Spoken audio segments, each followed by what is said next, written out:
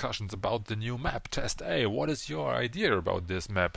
I think we will see a lot of information after the tournament, and we want also bring all the information together, and we'll discuss this with the PGI members which are relating to this tournament as well.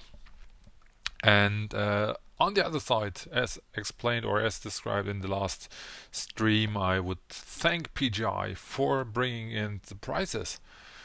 And again, for the first place of the tournament, we have a C-bill package for each member of the team, which will be 6.5 million C-bills. And on the next second place, we will have at least 2.4 million for each team, and the third place also gains some prizes, which will be just 1.1 million per team member. And again, we have an MVP award, which is spent by one of our members of the DudesClub, and that is Phoenix. Oh no, that's a Shadowhawk Mastery Pack. Quite amazing. So, and we have a smaller package again for the first place, which is just 4 packages of 24 hours of premium time. So we are back in the game. Let's have a look what we will see. So we see the Antares Scorpions against the Suicide Squad. As explained, we see position 1 against position 5 in the Division A. I'm also quite interested in the feedback of the players. I already gathered some of the information, what they think about the map and about the possibility to play this one. And opinions are quite diverse. Some of them say it's too big, long range is got too much of an advantage, and others say, well, if you play this one smart, you can use your short range. I, on myself, am leaning to the first opinion. I think long range is a bit too strong here, and the map's a bit too big for 4 vs 4. You can easily do 6 vs 6 or 8 vs 8. Maybe it depends a little bit on the final layout, I would say. So what we see here is an unfinal map, which is just with the basic geometries included. So maybe we see some surprises by this map in the future. What would you expect to be this map? Is it a city map? Do you think it is a city map? Alec?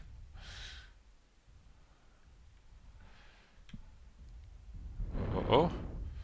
Hopefully we don't lost him. User in your channel timed out. Oh, okay, that was it. So Alec has another connection lost. Then let's have a look. So what we see here, yeah, what are they doing? Is the Suicide Squad is sneaking at the end of the map to avoid the direct contact to the very strong Antares Scorpions. But what are the Antares Scorpions doing? So I think they know exactly where the Suicide Squad is, and what they try to do now is to find a way to come closer to them. Because if we have a look on their loadouts, we see a medium to short range loadout. What we see here, medium lasers, some large pulse lasers, which is just medium range. The only one who has a little bit more range is the quick draw with his large pulsers, but it's also by 400 meters, which is, yeah, for real, it is more a medium range.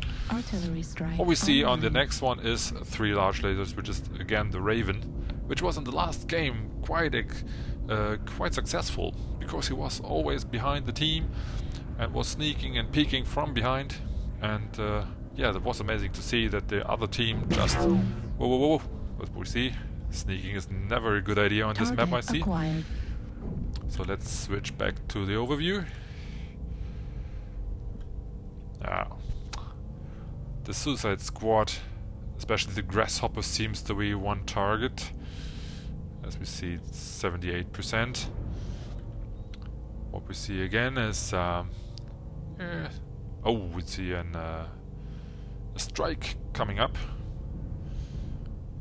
Bum bum bum. Brings also little damage to the Suicide Squad. The Arctic Cheetah behind is maybe picking a little bit too much on this side. But yeah, for sure, the game is not over yet, so everything is possible. So the Suicide Squad, yeah, is peeking. Oh, that was the Arctic Cheetah right arm. No, don't shield with the open sight, I would say. Okay, but the Stormcrow is very strong on the side and is just sneaking around just to find a small gap in the defense of the Suicide Squad. What we see is the Raven, which goes up here. Just try to find a way to the Suicide Squad. And what we don't know is what is the target of the Suicide Squad at the moment. Is it just to don't play? I don't hope so. And what will be the solution to fight against such a team from the Antares Scorpions? So now they spread a little bit up. They move to each side. We see the quick draw on the right side with this large lasers, the large pulse lasers, with these airborne Jagger in the middle. Oh, now the Suicide Squad is coming out of his position, moves to the left side, tries to focus now the Ebon Jaguar. Oh, that was the Grasshopper, which was damaged quite a lot before they came to the push. But what they try to do is bring down the Ebon Jaguar. Okay, that's the second one. The Timberwolf is also down. And that's the third one. And that's the fourth. So, yeah, nothing surprising. But on this side, Suicide Squad, we thank you very, very much to be a part of our tournament. As well as we saw some very interesting matches. And Antares Scorpions, congrats to your win. Again, I think it is the fourth win now. So I think you will stay on the top of the Division A. What we see is, let's have a look on the stats. We see Shizu is not that good as he was in the last games.